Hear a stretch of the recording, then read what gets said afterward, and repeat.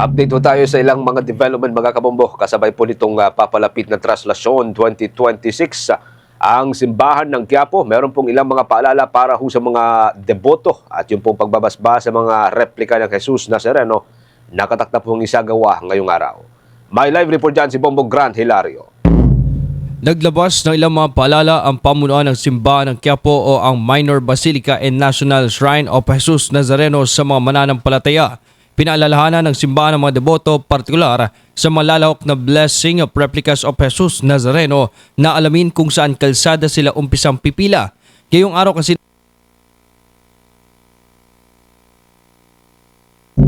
Balikan po natin mamayang linya ni Bombo Grant, mga kabombo. Kaugnay pa rin po dito sa update, dito sa nalalapit na traslasyon o kapistahan ng Itim na Nazareno.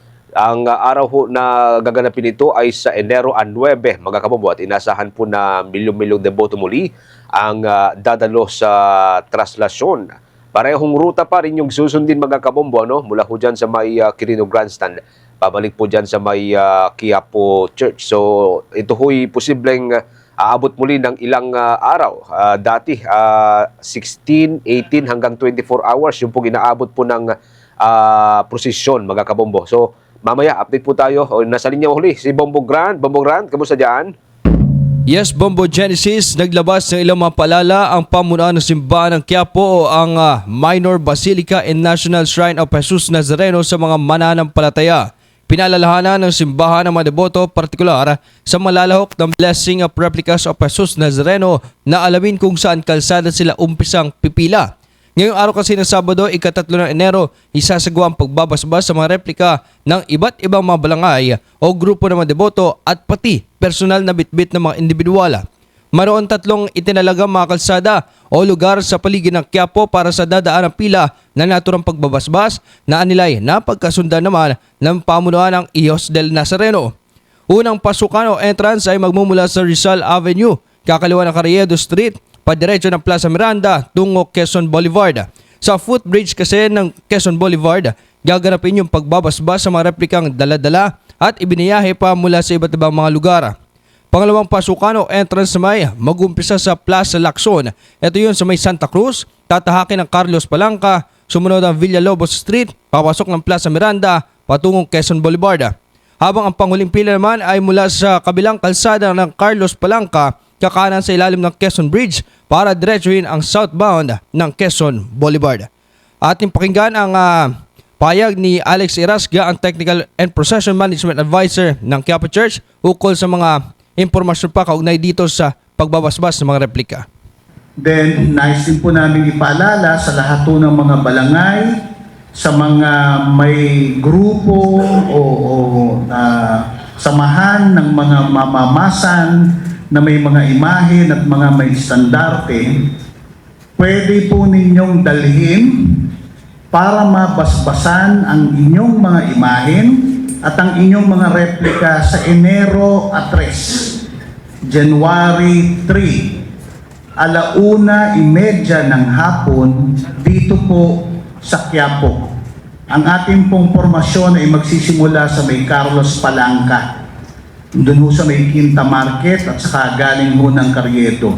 So lahat ho ng mga grupo, ng mga iho sa iba't ibang komunidad na nagnanais mapaspasan, organisado man ho kayo o hindi, ito ay magaganap sa Enero 3. Paalala pa ng pamunuan ng simbahan ng Quiapo na iwasan na munang dumaan sa Quezon Boulevard tungo sa umpisa o papasukan ng pila.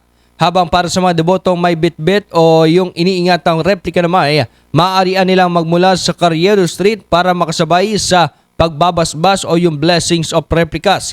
Hinimok naman ang mga may sasakyan na iwasan ang pagdaan patungong Quiapo at patungong southbound o sa mga oras ng alas 10 ng umaga hanggang alas 4 ng hapon.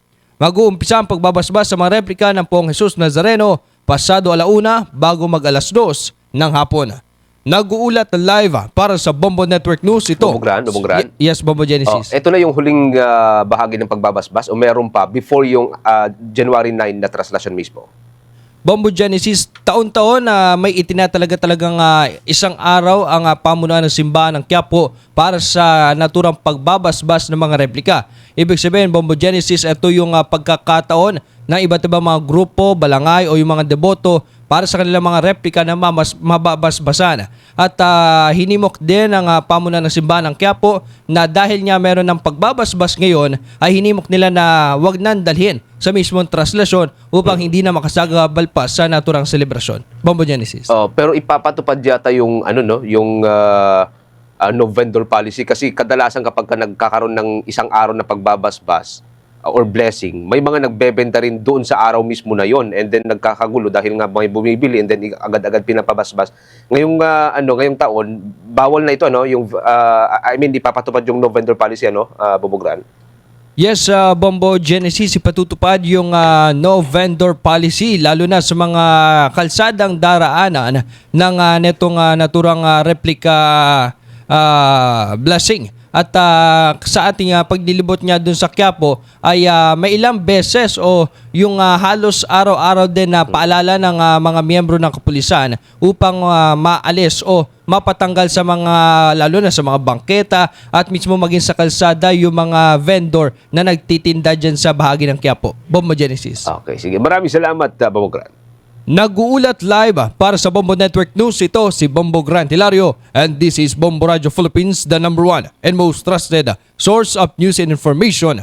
Basta Radio Bombo. For the most trusted source of news and information, visit our website at www.bomboradio.com. Follow us on Bombo Radio mobile app, Facebook, YouTube, TikTok, and X, formerly Twitter. Like, share, and stay connected. Anytime, anywhere.